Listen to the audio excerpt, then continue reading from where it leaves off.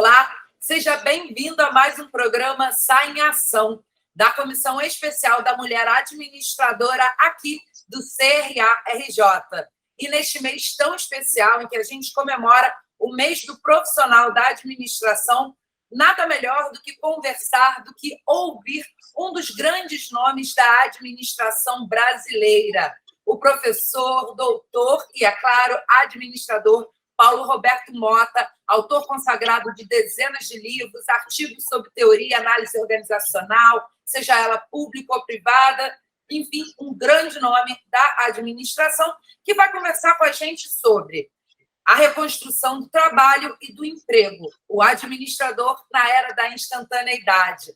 Tenho certeza que isso vai chamar a sua atenção, é um assunto muito relevante para esse mundo que a gente vive hoje em dia. E, para começar, eu gostaria de convidar a administradora Mara Biasi, que é membro da Comissão Especial da Mulher Administradora, para falar um pouquinho sobre o tema e, é claro, apresentar melhor o professor Paulo Roberto. Mara, seja muito bem-vinda.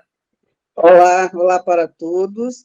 É um grande prazer, primeiro, cumprimentar o professor Paulo Roberto e agradecer o fato dele ter aceitado esse nosso convite para participar do programa e para dividir, como ele sempre faz, o conhecimento dele com todos os administradores, né?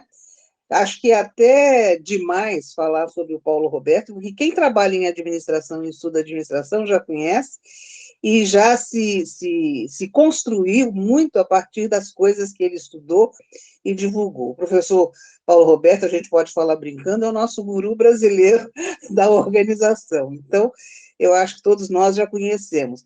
E ele traz sempre uma grande inovação nos textos que ele faz. Nós estamos numa época, no Brasil e no mundo, em que a velocidade das transformações em todos os setores exige que nós estejamos sempre atentos em relação ao que nos rege na nossa vida.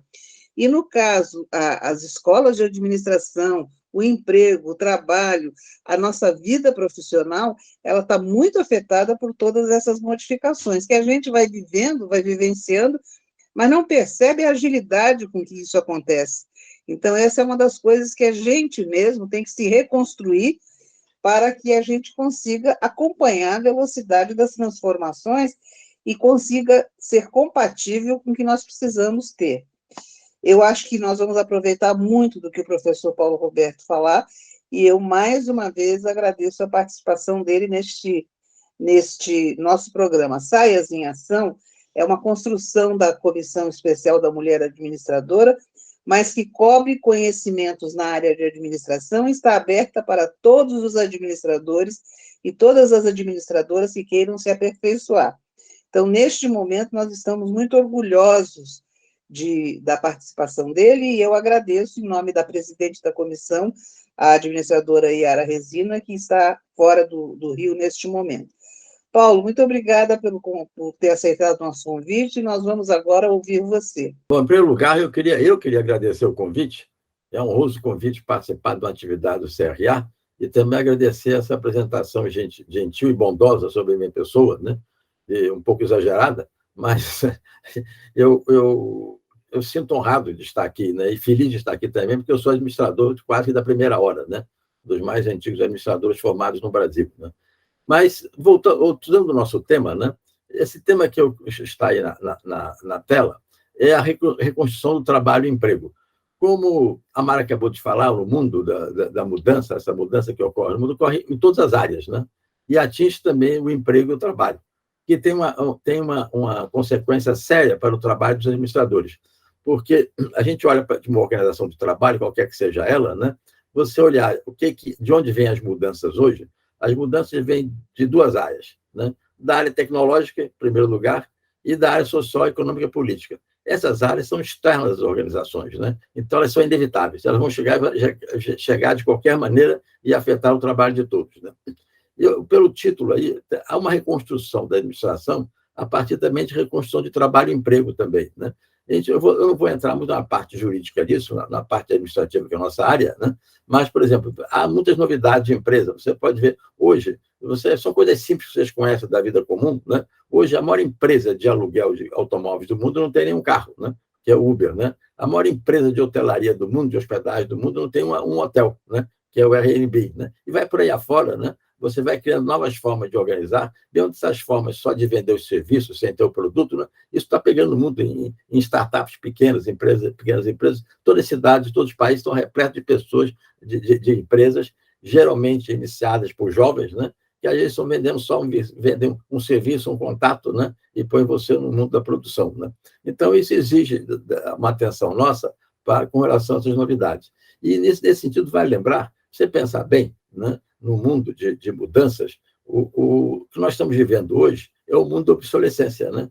Tudo que nós temos hoje é obsoleto, porque eu estou aqui em frente a um laptop moderno, vocês têm aí um celular, um laptop moderno, isso daqui a 3 anos pode ser coisa totalmente obsoleta, né? Ninguém sabe, mas sabe que é, né?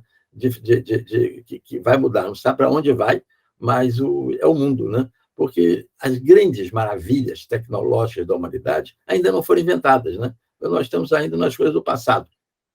Você olhar na minha geração, eu assisti, por exemplo, esse século XXI, a gente está chamando de século onde começa, não onde começa, mas onde já se amplia a era da instantaneidade, né? Você fala com jovens que nasceram de 2020, os jovens que nasceram com tablet na mão, com celular na mão, né? E tudo que você tinha nos anos 90, os anos 90 da minha geração ainda é moderno, né? Mas para eles, televisão, fita, DVD, tudo é obsoleto, né? O telefone, né? Sem fio, tudo são coisas obsoletas que não tem nada a ver com a vida deles. Já nasceram ligados no mundo digital. E essas pessoas é que transformam o mundo, né? Eu sempre falo até com pessoas que querem pedir aos jovens para se adaptar a coisas dos mais antigos. Isso não é evolução, né? Somos nós, os mais antigos, que temos que adaptar os mais jovens, né? É mais difícil, a gente se adapta, né? Mas o mundo vai mudando. Inventa-se inteligência artificial, inventa-se transferência de trabalho, de empresa para os clientes. Vejam, por exemplo da área bancária. Até pouco tempo atrás, você ia no banco, né? E queria fazer uma operação, você tinha uma pessoa que te recebia, você digitava o que você queria fazer, ele digitava lá no computador, fazia todas as operações para você, né? Hoje estão chamando isso de a nova moda de inteligência artificial, que nem sempre é inteligência artificial, mas ele transferiu o trabalho do banco para os clientes, né? Os clientes hoje que têm que fazer o trabalho, né? Mas tem dificuldade, por quê? Porque os funcionários que ficaram no banco são de menor número, mas também eles são bem treinados. Os clientes não foram treinados, né? A gente pode enganar, pode se enganar, pode fazer erro, né? E você viu, abrir qualquer página de banco, é cheio de possibilidades que você não tem noção de necessidade de conhecer aquilo tudo, né? Mas você vai mexer ali, né? Você vai descobrir que tem coisas que devia ser treinado para fazer, né? Mas isso, o banco, o máximo que ele faz é botar lá no meio, no saguão, um funcionário para atender cliente que tem dúvida. Mas uma transferência de funções, massa de tarefas que estavam na mão da organização, transferido para os clientes, não é isso? Não é só inteligência artificial, é uma transferência de trabalho para os clientes que vão fazer esse trabalho. Então, e se nós olharmos aí, a mudança para todo lado, né? Há muitas mudanças que mudam o contexto, né? Então, vamos explorar um pouco isso no aspecto administrativo, que afeta o trabalho do administrador. Aí a gente está vendo uma tela aí, né? Quer dizer, a primeira coisa dessa área da instantaneidade, só para caracterizar, é essa conectividade administrativa, que é universal e instantânea hoje. Quem trabalha hoje no mundo, em qualquer organização, está conectado com o mundo. E tem celular na mão, tem da instituição, tem um laptop, computador, né? Essa conexão universal. E eu estava falando isso já, que era incentivada pelos nativos digitais. Eu chamo de nativos digitais esse mundo que nasceu do século XXI, né? Essas pessoas que agora fazem 22 e até 23 anos, né? Elas não conheceram a tecnologia antiga e não conheceram o mundo sem a digitalização. O ambiente digital, virtual, é o ambiente natural deles, né?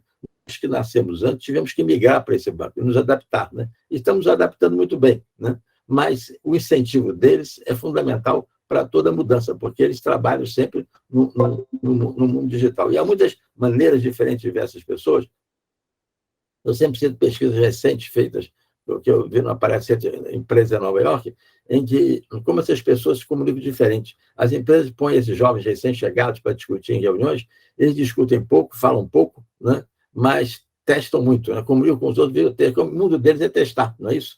Então, mesmo na reunião que tem pessoas para conversar, né? Eles preferem se comunicar ao redor da mesa por textos de WhatsApp ou de outra maneira, para os que estão na própria mesa, né? Então, esse mundo de hoje, a gente chama de instantaneidade porque é uma realidade criada a cada instante, mas é criada de modo significativo. Toda a realidade no passado ela foi criada em cada instante. Mas, como que a Mara lembrou no princípio, antigamente não tinha essa rapidez, né? Então, era lento, né? A mudança significativa do que acontecia demorava tempo para acontecer. Hoje, é praticamente tudo instantâneo. Nós vamos ver que depois o comportamento das pessoas vai se adaptando a essa instantaneidade. Os momentos de comunicação transformam da minha vida. Você vê, eles são diversos, muda a maneira de a pessoa perspectivar o mundo, né?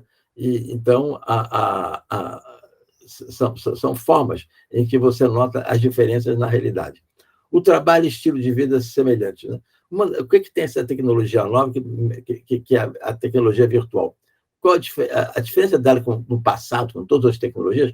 Dizem uns que é a primeira vez na história do planeta você tem uma tecnologia de trabalho que é a mesma que você usa no mundo doméstico, né? A mesma que você usa para ser... É a mesma tecnologia virtual, né? Mais aperfeiçoado um e no outro, com as diferenças, mas a base da tecnologia é a mesma, né?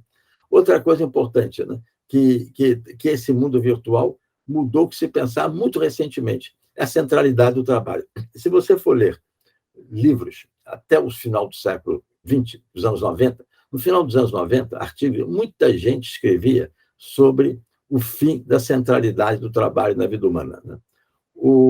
Porque essa centralidade ocorreu com a Revolução Industrial. Desde o século XVIII, século XIX, se aprofundou no século XX. Então, no final, se você olhar para 200 anos atrás, havia centralidade do trabalho. O que aconteceu com a Revolução Industrial? Antes disso, as pessoas trabalham em casa, junto com família, em artesanatos, e mesmo as artesanatos que chamavam os artesanatos coletivos que existiam na Idade Média, eles eram perto de casa, 5, 6, 7 pessoas, né? Caminhavam e se uniam e faziam trabalhos em conjunto, né? A Revolução Industrial fez que tirou todas as pessoas das suas casas, das suas famílias, e levou para um ambiente totalmente diferente, um ambiente de trabalho, e distante do trabalho, muito distante do trabalho. Às vezes até pessoas ficavam lá, se alojavam lá, né? E esse mundo do trabalho, vocês conhecem, a Revolução Industrial foi doloroso, foi difícil, né? Até se transformar já, transformações todas para humanizar um pouco esse trabalho no século XX, né? Eles separaram o trabalho da família. No século XIX, no final do século XX, as pessoas achavam o seguinte, que essa questão virtual, o trabalho doméstico, se avançava, foi instituído em empresa de 1970 para diante. Mas nos anos 90 já estava bastante avançado, né? E as pessoas já tinham perspectiva de que as pessoas iam voltar, muita gente trabalhar em casa, né? E junto com a família, e escolher os seus próprios horários. Havia isso de uma maneira muito, muito, muito intensa. Então, se dizia que aquele mundo centrado no trabalho que existia antes, né? Antes da Revolução Industrial, ia voltar no século XXI. Mas não aconteceu isso. E quando você olha o trabalho doméstico hoje, e principalmente depois da pandemia, que avançou muito, né? Surpreendeu muita gente, né? Você conversa com as pessoas, ele criou muito mais centralidade do trabalho do que você pensava, né? As pessoas em casa, trabalhando em casa, por causa que eles têm celular conectado 24 horas, tudo conectado 24 horas, as demandas de trabalho são intensas e em horários diversos, né? E a mente humana ficou muito mais centrada no trabalho. Então, hoje há dúvida se isso vai voltar atrás, né? A gente não sabe para onde vai, mas sabe que essa área de trabalho, de lazer que ia se criar com o trabalho doméstico, isso não se verificou claramente, né? Até porque as casas não são preparadas para isso, né? No século, quando começou a se fazer esse trabalho doméstico, por exemplo, os Estados se adaptaram melhor, porque as residências americanas são mais amplas, mais fáceis de se adaptar. Mas na Europa houve resistências, né? Eu me lembro que até quando estava pesquisando na Europa sobre esse tema nos anos 90, eu estava lendo, a IBM naquela época tinha 16 pré-edifícios na Europa. Fechou 15 dos 16 com home office, né? Isso antes, lá nos anos 90. Isso botava o mundo em perspectiva sobre esse trabalho, e com a criação, com a popularização de todas as dimensões da internet a partir no meio dos anos 90, então essas coisas se estenderam também. Então, o que era o trabalho, o escritório, aquele trabalho, começou a ser misto, com pessoas em casa, pessoas do trabalho, horários diferentes, isso começou a reativar, mudar o trabalho. Mas o que é importante lembrar aqui, o que se sabe hoje, que isso hoje, em 2022, cria muito mais centralidade do trabalho na vida humana do que um espaço maior de lazer, um espaço maior do tempo livre, né? E já tem gente, muda, só uma coisa, eu não queria falar, muda a parte social, mas afeta a gente, mas tem muita gente mostrando que perspectiva que existiu antes, né, sobre a ocupação do tempo livre, está voltando atrás. Por quê? Nós estamos começando a entender esse mundo tecnológico, hoje em dia, de que o número de pessoas que vai ficar desempregadas sem trabalho é cada vez maior, não é isso?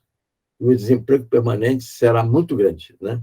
Então, não há maneira de você pensar funções de Estado, da administração, na área pública, né? Que talvez já é isso no maior dos países, mas vai aumentar. A maior política pública mais cara que vai ter na sociedade moderna é a política de lazer, ocupação do tempo livre, dos aposentados, a preocupação do tempo livre, né? Desempregados, etc. Porque a tecnologia está avançando, dispensando pessoas, né? Só dos últimos 10 anos que começou a tecnologia a dispensar pessoas de níveis médios e superiores das empresas. Antigamente era só lá embaixo, que mudava a tecnologia lá embaixo, né? Os robôs nas fábricas, etc. Você vê a distância. Eu, quando comecei a estudar administração, não vou, a Mara veio muito tempo depois, que era muito mais nova do que eu, mas eu, quando eu comecei a estudar administração, a gente estudava muitas indústrias automobilísticas, etc., que os livros falavam. Então, eu me lembro que a gente estudava aquelas empresas fortes. Aquela época que eu estudava, o pessoal, a General Motors tinha 250 mil empregados, mais ou menos as empresas com 250 mil empregados. E a gente estudava administração, fazia uma conta para saber qual era a administrativa comercial daquelas empresas, né? Naquele tempo, a média era 10%. Numa empresa de 250 mil empregados, 25 mil estavam na administração, não é isso? E o resto era da linha de fábrica, chão de fábrica, na construção. Hoje, se você pegar uma indústria do mundo, eu vi um seminário na Bélgica, um professor lá que tinha calculado isso, ele falou que hoje é exatamente o inverso. A administração, a área técnica embaixo é 10% da área administrativa. A administrativa cresceu muito. Você viu até como é que o Senai, o Senac, esses treinamentos industriais começaram no mundo inteiro, passaram a fazer curso de administração, né? Tu tem MBA, tu não tem MBA. O mundo invadia a Fundação Getúlio Vargas também, criou muitos MBAs, porque todo mundo tem que fazer MBA. Não? O chão de fábrica é automatizado já, né? Os robôs estão lá e fazem quase tudo, né? Então, a parte administrativa cresceu, mas o que está acontecendo nos 10 anos? Essa parte administrativa começou a ser robotizada e também mecanizada, né? E automatizada com inteligência artificial. Então, aquele mesmo desemprego que acontecia lá na linha de fábrica está começando nos últimos 10 anos crescendo na área administrativa, né? Eu não sei que vai ser o equilíbrio no futuro, né? Mas o trabalho será diferente, evidentemente. Então, esses arranjos produtivos modernos, né, ele tem, até agora, facilitou o mundo da administração, porque a administração cresceu com os MBAs, formação, treinamento. A gente não sabe também como isso vai prosseguir no futuro com essa inteligência artificial chegando na área administrativa. Então, botei aqui apenas para lembrar, a pessoa que pesquisa essas coisas de conexão com o pessoal que está interligado o dia inteiro, né, mostra o seguinte, que manter-se conectado, fazer uma comparação de manter-se desconectado. Quando você fica desconectado, como é que você sente, né? Tem muita gente que vai para seminário, etc., pede às pessoas para desligar o celular, desligar toda essa comunicação virtual, né? E como as pessoas se sentem. Manter-se conectado transmite o sentido de segurança na vida, né? Acho que tem as pessoas que têm dificuldade de ver sem o celular na mão, né?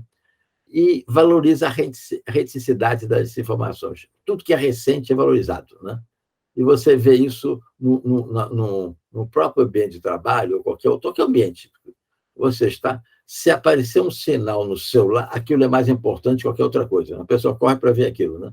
Sempre o virtual ganha do presencial. Mesmo em reuniões de trabalho, em que os dirigentes estão na frente da reunião, comandando, eles sempre têm um celular, um laptop na frente. E aí vem a mensagem. Aquela mensagem chama mais atenção do que o mundo presencial, né? E não só o dirigente, todos estão na mesa. Hoje, na própria televisão, eu me lembro que antigamente as pessoas estavam na televisão falando com o público, eles nem olhavam o celular. Agora todos ficam olhando para o celular, olhando, copiando, né? Eles não estão dando atenção ao público, mas estão dando o que vai aparecer no celular, né? Ali é mais importante. Isso, em toda a vida, o virtual ganhando do presencial e a formação mais recente, é sempre a mais importante. E hoje em dia faz a mente humana, né, avançar nas ligações entre saberes, né? Isso é importante, a gente pode explorar isso de várias maneiras. Eu tenho uns slides na frente que falam um pouco sobre isso também, mas podemos adiantar aqui agora, que todo saber do mundo está ali, né? E se transita facilmente. Então, qualquer pessoa que tem uma conexão tem acesso ao saber. E quem estou falando mais de pessoa que tem administração, né? Pessoa que tem organização administrativa, qualquer empresa do mundo, qualquer organização pública, todo mundo tem acesso a todas as informações, porque os computadores e os celulares estão interligados. Agora, as pessoas que mantêm-se desconectadas, né? Sentem uma perda de parâmetros, né?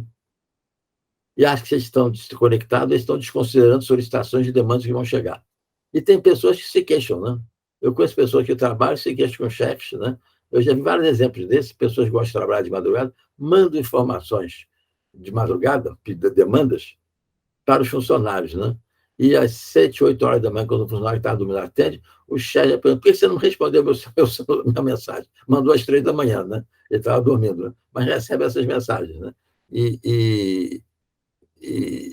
Então, eu estou vendo aqui, porque eu estou olhando aqui as letrinhas pequenas. Então, você, quando está desconectado, você muitas vezes gera a ideia que estamos despresos pelas novidades, né? Porque as novidades vêm pelo celular, né? Eu vejo isso em sala de aula, eu sou professor e antigamente, agora não mais, mas no princípio, muitos colegas meus falavam o seguinte, né? Chegam na aula, os alunos vêm com o celular, não é isso? E chega e põe. E a fundação, onde a gente trabalha, a Fundação Tubarão, como as outras instituições, as salas têm Wi-Fi, né? Então, as próprias instituições facilitam as interligações para uma coisa fora do ambiente, né? Todos chegam ali e ligam aquilo, né? Tinha professores que pediam os alunos para desligar o celular. Eu falei, isso é inadequado. Eu acho isso inadequado. Não são os mais velhos que têm que se... São os mais novos que têm que se adaptar aos mais velhos. É o inverso. A tecnologia nova, o mundo novo, eles estão criando, né? Nós temos que nos adaptar e, por isso, nós vamos ter que ser, vamos ver, ser concomitante. Agora, os impactos administrativos. Nesses impactos administrativos, né, você nota o quê? O avanço da sociabilidade virtual, né? As pessoas criam grupos, se conectam, se comunicam virtualmente, né? E aí vem vários problemas que podem dar de confiança. Por exemplo, as pessoas trabalham hoje com pessoas que jamais vão conhecer pessoalmente, né? Não é só uma questão de estar afastado temporariamente. Então, na sociedade latina, em que não existe essa confiança em competência e habilidade, a confiança toda colocada na pessoa, os convívios e os familiares, que geram, desde criança, convívios familiares, etc., família estendida, gera confiança. Na sociedade latina, as pessoas confiam na família e ninguém concede facilmente confiança no estranho, né? Estranho. Então, você, na vida política, você vê todos eles. Confiança é na família estendida, na família próxima, né? Fora daí, você tem a confiança tem que ser provada, tem que ser experimentada, tem que ser bem pela convivência, é claro. Mas a convivência virtual ainda não dá todo esse sentido de confiança. Você usando essas habilidades, toda a inteligência artificial, o que é a confiança de grupo, de equipe, pode ser danificada, né? As interações pessoais de trabalho, você sabe, hoje elas tendem a ser obsoletas, né? Se tornar obsoletas, né? Porque toda comunicação está sendo virtual. Então, você fazer reuniões presenciais, comunicações pessoais, cada dia é mais rara. E dependendo do tipo de trabalho, estou dizendo, o mundo de uma empresa pode estar, dentro em breve, né? Você se relaciona só com pessoas que você nunca conheceu, nem vai conhecer presencialmente, né? É outro mundo para você criar equipe de trabalho, que se cria, evidentemente, a maneira de se criar, mas é um mundo diferente, né? As distrações programadas, né? Hoje, todas as salas têm Wi-Fi, todos os lugares têm comunicação, né? O que eu chamo isso? São as distrações programadas. Você vai fazer reunião com pessoas, todas elas são interligadas. O que você está conseguindo é o fim da atenção exclusiva, né? A concomitância. Você vive num mundo de concomitância, com virtual e com presencial, né? Eu me lembro que eu trabalhei muitas vezes na Alemanha. Os alemães são muito rígidos com os horários, com os relógios, né?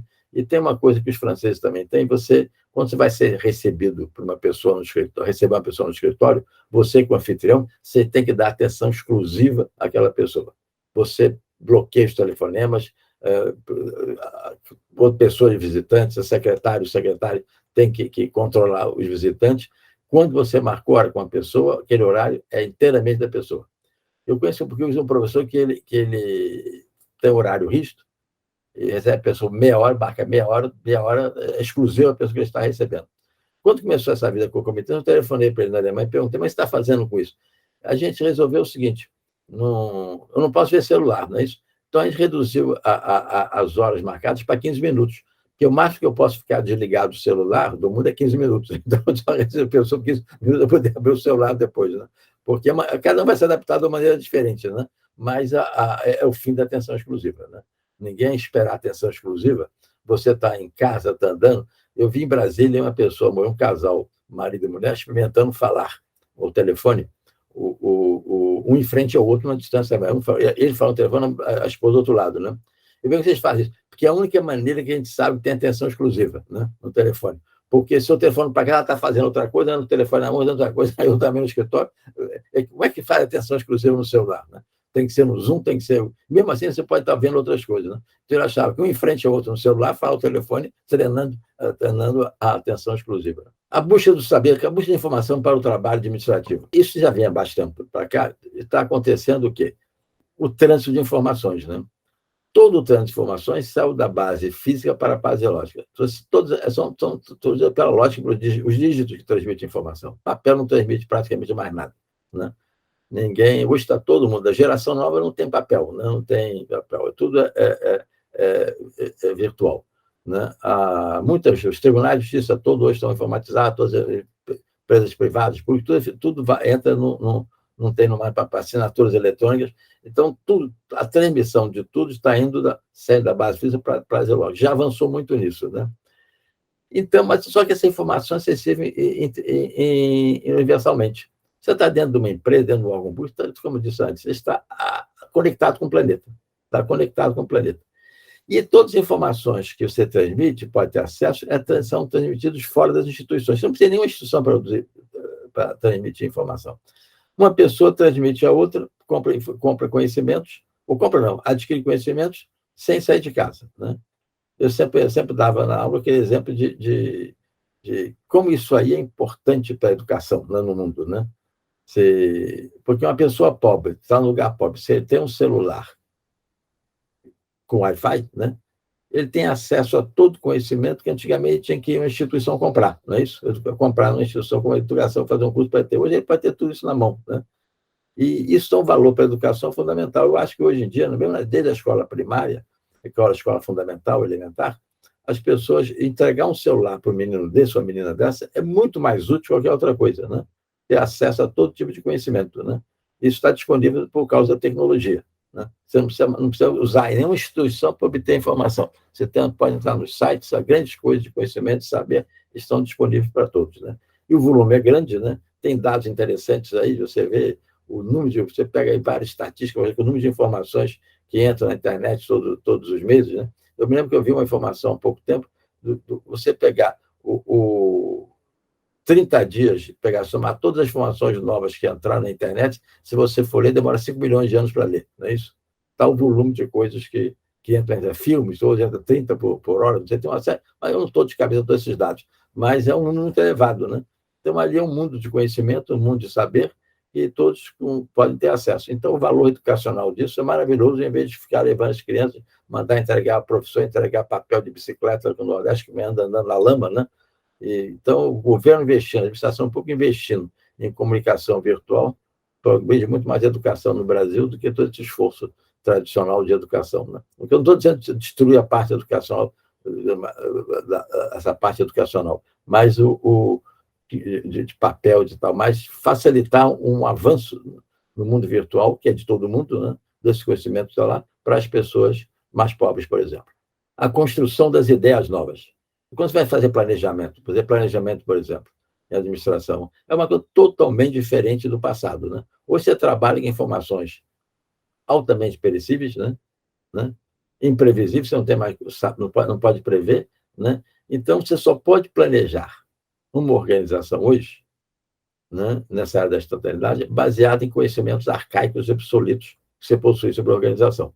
Porque o mundo muda em tal rapidez que se você começar... Se passar um mês coletando dados para planejar, o obsoletismo já invadiu os seus dados completamente, né? E eu me lembro também, quer dizer, você hoje reage a tudo, né? Muitas teorias de administração, seja autores como Mitzberg, por exemplo, trabalhou com isso, o mundo é reativo, né, da administração, mas a gente ensinava muitas vezes nos anos 80, 90, né, para os alunos, tem que ser proativo, como é que é a proação, olhar para o futuro, construir, desenhar o futuro, né? Hoje, você reage a cada momento. Está no celular, você reage a cada momento. O mundo é reativo, você não foge da reação, né? Então, você tem que dar informações, dar resposta rapidamente. Não tem mais tempo para esperar por evidências, né? Você não pode ficar esperando vir dar novas informações, porque elas podem não chegar. E se chegar, pode contradizer tudo que você já sabe. Então, você responde na hora, a maneira de planejar e fazer. Se você ler os livros do Mintzberg, ele já falava desde aquela época, desde os anos 70, ele falava o seguinte: se o mundo não tem mudanças, planejar é desnecessário. Se o mundo tem mudanças, planejar é impossível. Então, para que pensar nisso, né? Então, mas para que pensar? Isso mudou. Você tem que pensar, na verdade, não pode ter razão. Você tem que fazer planos, mas a única coisa que você não pode ser é ficar escravo desses planos. Planos que não são modificáveis não são estratégicos, né? Planos têm que ter capacidade de mudar no dia que ele ficar pronto, né? Porque a realidade mudou. Então, a ideia de flexibilidade não está incluído, porque as expectativas de resposta instantânea estão com todos, né? Isso está na área pública. Todos os planos, né? A Mara, que trabalhou com isso, deve saber disso muito melhor do que eu, né? Você vê, hoje em dia, você vai a qualquer comunidade falar de mudança, né? Todo mundo quer mudança rápida, não quer esperar a mudança para daqui a quantos anos, né? Isso não ilude mais ninguém, né? Todo mundo quer mudança hoje, rápida, incluir, tudo tem que ser, as mudanças são imediatas, né? E se algum serviço público pedir, fazer, como é que se diz, projetos e avisar, as pessoas vão cobrar porque é de ontem, né? Eu me lembro uma vez, eu fiz um trabalho interessante, viu, Mário? Você que trabalhou com isso. Lá no interior da Argentina, uma comunidade pequena, eles chamaram os alunos de escola secundária para planejar a saúde, né? Quer dizer, é um experimento, como é que planejar a saúde? Então, nós fizemos lá no galpão, no ginásio, né, grupo de estudo, tinha os psicólogos, sociólogos, gente de administração, todo mundo ajudando, né? Todos os grupos fizeram um plano, né? Fizeram um plano. E a gente falava o seguinte: esse plano tem que ser factível, tem que ser factível, uma coisa fácil de todos, não adianta ficar inventando história que o prefeito não possa fazer. Mas fizeram um trabalho interessante, né? Um dia chamaram, no final dos 3 dias lá, chamaram o prefeito gostou, olhou os planos, olhou os planos, achou bonito, e depois disse que ia implementar todos os planos, gostou, né? E eu fui embora no Brasil, porque deixei meu telefone, tudo com o prefeito lá, passado uns 15 dias, ele chamou: eu não quero mais fazer isso, não. Eu falei: por quê? Porque os meninos todo dia me telefonam, se o projeto está pronto, está tudo pronto. Eles cobram todo dia, né? Criança fez aquilo, quer saber tudo todo dia, né?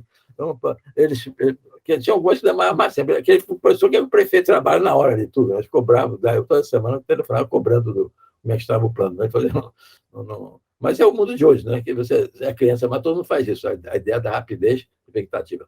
E o trabalho gerencial, porque quem leu, por exemplo, o Mintzberg, eu gosto muito de Mintzberg, tem coisas que gosto, claro, a gente gosta de umas coisas e outras mesmo dele, né? Mas ele sempre trabalhou com essa ideia do incrementalismo, de planejamento ser feito construção durante o caminho. Né? Então, ele mostra, você vê que um administrador moderno, um dirigente moderno, né? Ele fala, é uma pessoa que vive dentro do que se chama uma sequência intensiva de brevidade. Pula de uma reunião para outra, atende telefonema, atende chamados disso, complicado. Quer dizer, é uma vida que não tem tempo para nada. Né? Eu me lembro que quando fazia muito tempo, eu entrevistava muito dirigente no Brasil, em vários lugares, quando subia do escalão médio para cima, a resposta era a mesma. Eu aqui gostaria de ter tempo para parar, pensar e planejar, mas as coisas aqui se passam tão rápido que não tem tempo para nada. Né? Essa era a resposta deles.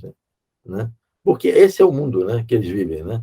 E sempre falava aqui, eu até escrevi um caso de uma pessoa desse tipo, que fala assim, hoje, finalmente resolvi aquele problema que estava mesmo, que é um abacaxi que tinha aqui, que eu finalmente resolvi esse problema. Hoje eu vou para casa tranquilo, que amanhã meu dia vai ser melhor. Né?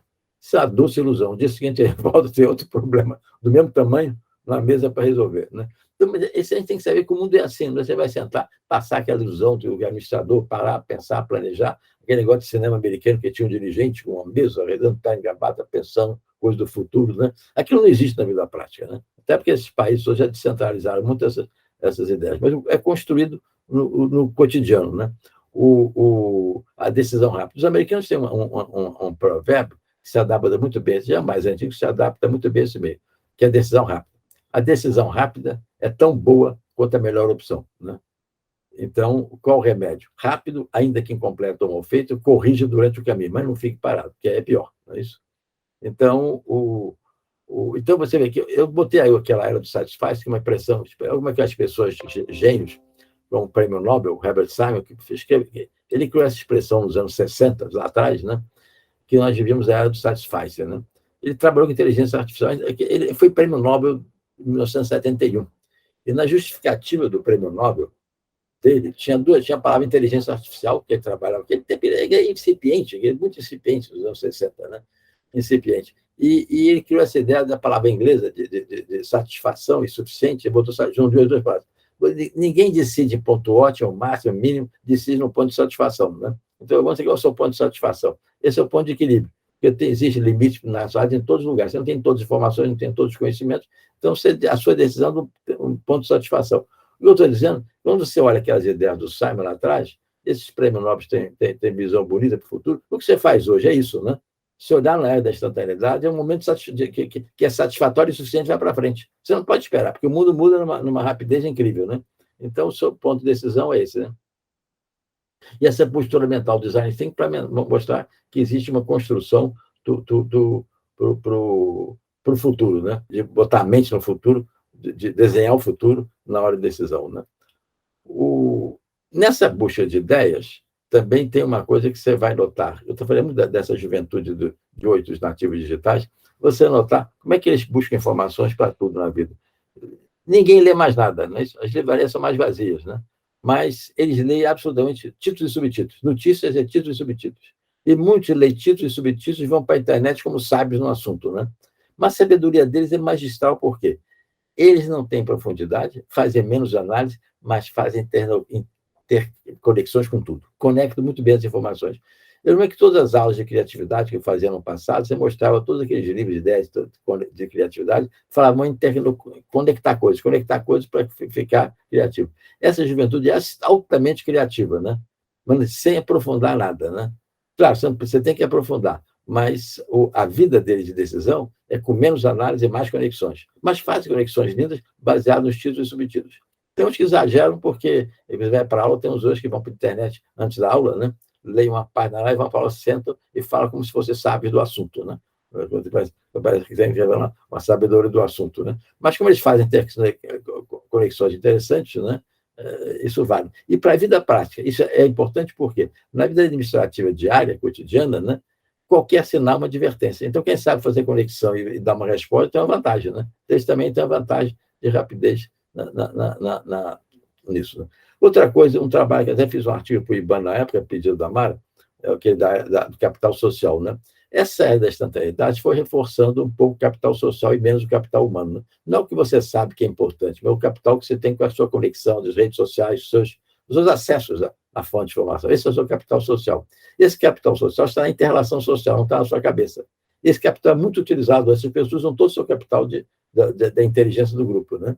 E ele é uma propriedade coletiva. Qual a vantagem desse capital? Do capital é que ele não desvaloriza. Ele até se aprimora com o uso. Quando você usa mais informações, mais aperfeiçoamento vem desse capital, né? Aí é o seguinte, como lidar com conhecimento, né? O que você vai... A forma de lidar, né? O que é menos e o que é mais hoje em dia? Menos análises focadas e mais interligações. As interligações são importantes numa era de instantaneidade, né? Que tudo muda, você tem que estar atento às interligações que têm influência em tudo, né? A valorização da lógica cede lugar à valorização da ilógica também. Os impulsos intuitivos para a confecção, etc., né? Tudo que é enciclopédico e memória deixa de ter importância, você decorar. Você quer memorizar? Porque você precisa memorizar, tem tudo aqui. Você carrega uma enciclopédia aqui dentro, não é isso? Então, não é necessário você ficar memorizando tudo, mas aprender o significado de cada coisa, né? Para tudo tem que saber o significado, interpretar o significado. O aprendizado é momentos especiais, mas o aprendizado é coisa contínua. Não precisa falar, hoje eu vou aprender sobre isso, mas todo dia você está aprendendo alguma coisa, se você quiser, com a conexão com o conhecimento que está estocado na sua frente, né? Bom, eu fiz um exercício aqui para vocês, sobre idealização, né? É simples, né? Eu vou só mostrar algumas frases de o que é essa idealização. Como que as pessoas devem se comportar e fazer nessa era da instantaneidade? O que o administrador tem que fazer para aperfeiçoar o seu trabalho? Essa idealização é tirada da experiência contemporânea, né? Como é que as pessoas agem? Como as pessoas que agem estão dizendo que estão melhorando a vida? Então, eu transformo isso num verbo no infinitivo, porque dá força à ideia, né? Essa é você dá força à ideia, como recomendação. Então, na primeira aqui, então eu tenho uma idealização sobre as tarefas, né? E nessa visualização atenção às tarefas, né? O que é importante lembrar? Aqui, vincular-se mais às tarefas e menos às organizações, né? As pessoas já estão fazendo isso, né? Porque as organizações já não protegem tanto as pessoas, os empregos não estão tão protegidos, né? Então, você cria a sua empregabilidade como? Se dedicando mais às suas tarefas e chamar a atenção dos outros por ser bem feito. Valorizar a lealdade à equipe de trabalho e à sociedade. Essa lealdade à organização também reduz a lealdade à sociedade. E a equipe, por quê? O trabalho, porque a organização, as empresas já te protegeram mais durante o século XXI, já não tem mais essa proteção dos empregos, né? E afinar-se com a tecnologia, né? Tipo, você todos sabem disso, que hoje é o que manda na definição das tarefas, né? Permanecer atento à efemeridade das funções desempenhadas. Sabe, tudo que está fazendo hoje é obsoleto. Então, veja para o futuro o que você pode fazer, se aperfeiçoar e aprender, né? Descobrir habilidades e competências ainda escondidas e não aprendidas. O que está na sua equipe, está na equipe, se é dirigente, se é administrador, né? Você vê que as habilidades estão ali escondidas. A interdependência gera isso, né? Você perde a interdependência. Valorizar as estruturas modulares. É uma coisa antiga, mas estão cada dia mais intento, né? Nos locais de trabalho, você vai colocando a decisão cada vez mais próxima do local da ação, né? E vai descentralizando e dando mais valor às pessoas para tomar as decisões que afetam a equipe e afetam o trabalho, né? Quer dizer, essa ideia do holográfica é fazer que cada unidade tenha tudo que todas as outras tenham, né? E esquece um pouco aquele negócio de centralizar para economizar, que isso é falso no mundo de hoje, né? A tecnologia hoje não cria essa ideia. Você centralizar, você cria tanta burocracia que é muito mais caro centralizar do que descentralizar e ter grandes controles sobre algumas metas, algumas dimensões, valores da organização, né? Apreciar processos intermitentes e descontínuos entre planejamento e implementação, né? Aquela ideia do Bitzberg, né? O mundo transforma a cada momento. Acompanha esse mundo e vai idealizando coisas para serem introduzidas, né? Não adianta separar, pensar e ficar ter tudo antecipação. Você não vai conseguir fazer planejamento antecipatório mais, não é isso? Porque o mundo muda quando o plano estiver pronto. Então, une as duas coisas. Faça planos, mas não fique escravo dele. Vai caminhando e muda no momento que tiver mudar. Então, a ligação planejamento e implementação é intermitente, contínua e criada a cada momento, né? Ampliar os níveis de autoridade com o empoderamento dos colaboradores, né? Isso cada dia se torna mais necessário porque as habilidades estão distribuídas desigualmente entre as pessoas, né? Então, o que um administrador pode fazer? O que um dirigente pode fazer? O que um líder pode fazer? Tudo que esse líder pode fazer é somente o que os seus liderados podem fazer, né?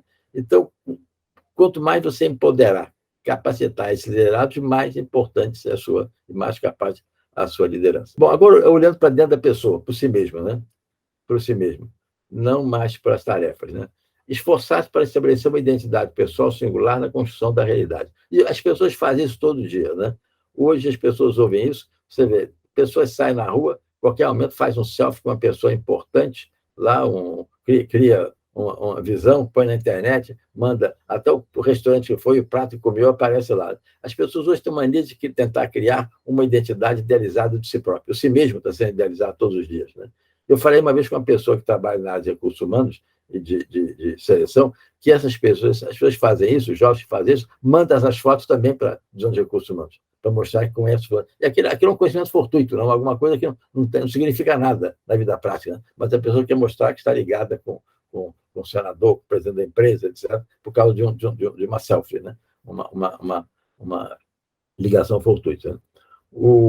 Então, mas existe hoje essa criação da identidade, ela está clara no mundo de hoje, né? Inspirar-se na tecnologia, né? Então, outra coisa importante hoje, você tem que ter essa visão para redistribuir informação de maneira criativa. E considerar a criatividade e perspectiva social como expressão de si mesmo. O si mesmo hoje, ele se altera pelo próprio movimento da sociedade, né? Então, é importante ter a perspectiva social nesse momento. Não você se fecha si próprio e o si mesmo é diferente, mas ele tem um pouco valor econômico, social e organizacional. Só para terminar esse último, expandir as fronteiras da comunicação. Tenta fazer isso, isso é clássico, né? Para favorecer a variedade de visões instaladas na sua mente, né? Então, no si mesmo, né? Você ter sempre visões flexíveis e alternativas. Sempre conhecer o futuro alternativo. Praticar a compulsão pela novidade, tem que ser o mundo de hoje, né? Tem que ter para adaptação e transformação contínua da realidade. Né? Isso tem que estar dentro de você, dentro da pessoa, dentro de si mesmo. Né? Firmar a consciência temporal, menos nas metas e mais no imediatismo. Né? O pessoal quer, você tem que saber responder de maneira imediata, não é só as metas futuras, né? Mas as pessoas vão se ver convencidas pelo seu imediatismo. E fornecer mais lateralidade, favorecer menos hierarquia, menos a hierarquia da comunicação, a comunicação lateral, que o mundo muda cada momento, a lateralidade é mais importante. Então, é só, para concluir, né, é só dizer que todas essas ideias aí que estão aí, elas são maneira de retratar o mundo e fazer as pessoas pensar sobre o que tem que fazer. Essa idealização ajuda as pessoas a pensar no si próprio, porque está escrito como recomendação. Uma recomendação flexível, né? Olhar, pensar e meditar o que pode fazer. Agora, se você olhar tudo isso aí, esse conjunto muda o mundo organizacional do trabalho, das organizações públicas, privadas, etc. Né? Elas estão se transformando. Né? Hoje, as organizações privadas sentem isso mais rapidamente, quando elas não se adaptam, elas desaparecem. Né? Eu vi estatística hoje, há pouco tempo, aí, de shopping, por exemplo. Eu acho que no Rio de Janeiro, você vê a vida de uma empresa nova hoje é de cada 100 empresas que nascem, 5 sobrevivem, né? Todas morrem no primeiro ano. Né? E se vai para o shopping no primeiro ano, a vida útil de uma empresa, a durabilidade de uma empresa. A área pública tem mais mecanismos de guarda, né? de sobrevivência. Né? Ela protege algumas coisas, mas toda a vida da organização pública ela tem que ser vista de maneira diferente, porque ela tem uma proteção funcionária, proteção humana maior. Né? Só que ela está protegendo as pessoas do seu fracasso, da sua decadência, não é isso? Mas também está protegendo a pessoa do seu sucesso, do seu êxito. Né?